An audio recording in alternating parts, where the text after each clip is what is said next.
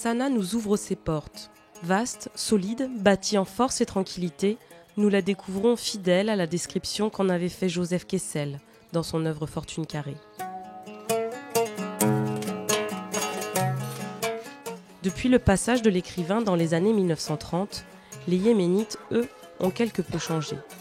Les femmes ont pour la plupart abandonné les tissus colorés pour revêtir la burqa noire, sur le modèle de l'Arabie saoudite. Et les hommes ont coupé leurs cheveux longs. Néanmoins, ils ont conservé l'habit traditionnel, la fouta. Le port de la djambeya s'est même démocratisé. Ce couteau placé à la ceinture était autrefois réservé aux nobles. Le dépaysement est des plus totales. Nous plongeons dans un autre monde, un autre temps.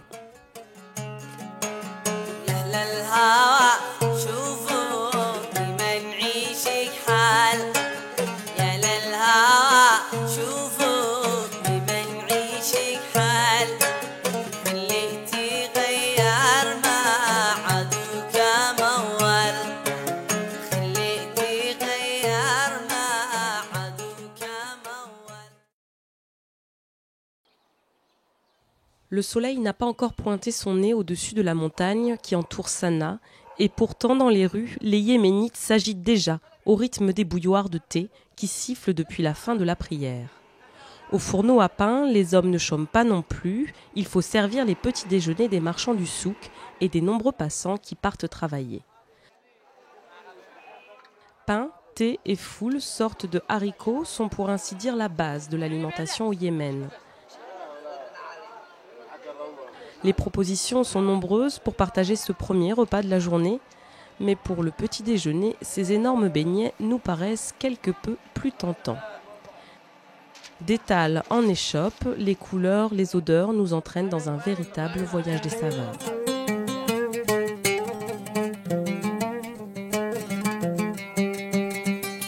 C'est de l'écorce de café, ils boivent ça souvent chaud.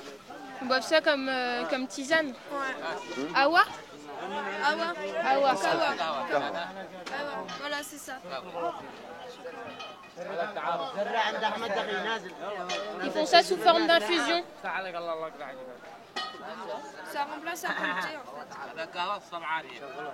C'est comment, Nadège? C'est pas très bon. Hein. Je sais pas le dire. Écorce de café, vinaigre, raisin, Mohamed a repris le commerce de son père.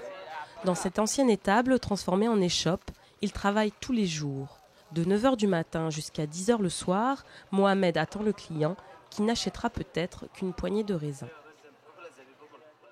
Ces petits étals,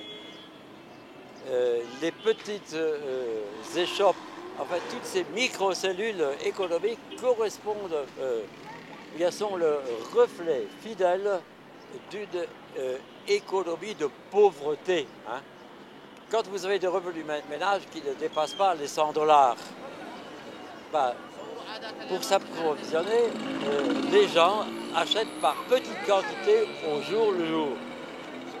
On n'achète pas 1 kilo de pommes de terre, mais on achète 3 pommes de terre. Pour les tomates, c'est pareil, et ainsi de suite. Hein.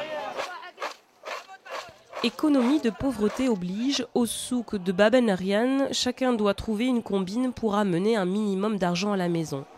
Khaled a choisi de varier les plaisirs. انت شو للصباح شاي و عص شيبس مساء صباحا شاي مساء شيبس وليش الصباح وبعدين ليش لان الحال الواحد يرتاح شويه ناخذ شويه من العمل من التعب ما الحال. Khaled a donc su s'adapter aux fluctuations de la clientèle. Suivant les heures de la journée, la rue adopte des visages différents. Vers 17h, elle se transforme en véritable cour de récréation.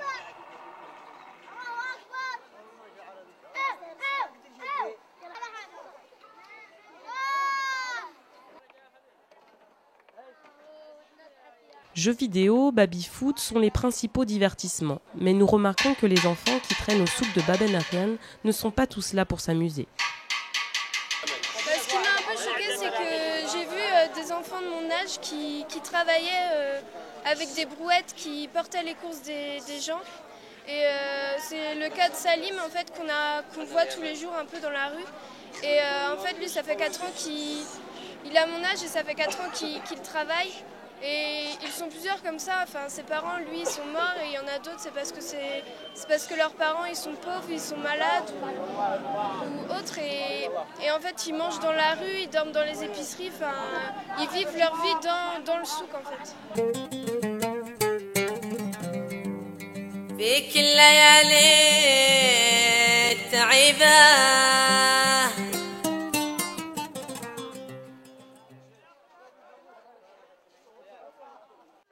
Au souk, il y a aussi quelques femmes qui viennent chaque matin vendre leurs marchandises. Nous rencontrons Fatma, elle fait partie de ces vieilles dames qui ont conservé le drapé traditionnel. Nadège et Tiffen gagnent peu à peu sa confiance. Ce sera la seule femme du marché qui acceptera de parler face à la caméra.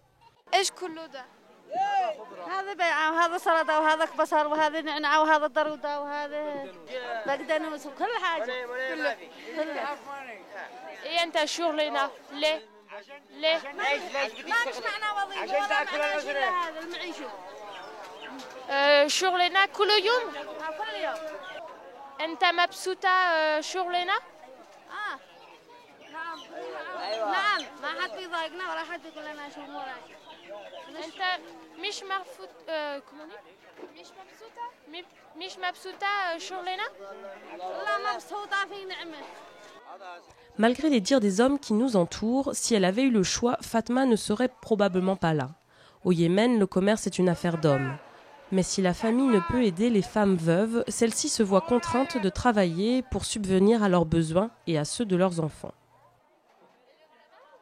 Vendeurs de légumes, boulangers, bouchers, dans cette rue, les habitants de Sanaa peuvent trouver presque toutes les marchandises et tous les services. Certains suscitent notre curiosité, parfois même notre amusement.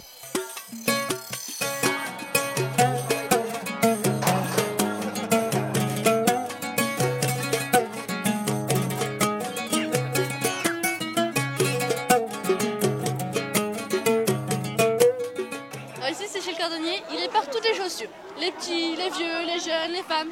Alors les femmes elles viennent comme ça, comme des sacs plastiques, avec d'autres chaussures. Mais alors les mecs ils s'en fichent, ils viennent, ils posent leurs chaussures, ils s'en vont pieds nus, ils reviennent une demi-heure après. Pas de soucis.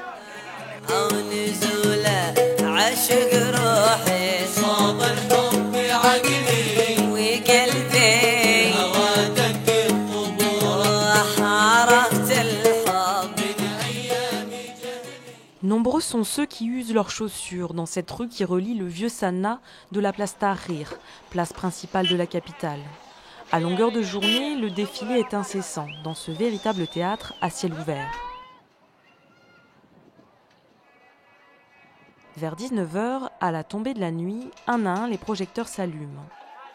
Les odeurs de viande grillée s'échappent des échoppes, où le marché se poursuivra jusqu'à plus de minuit.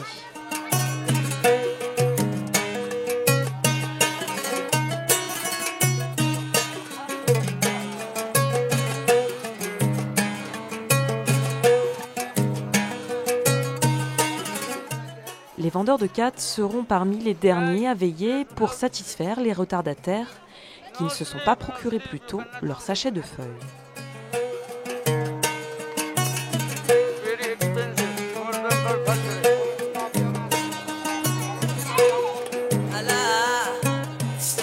Kalama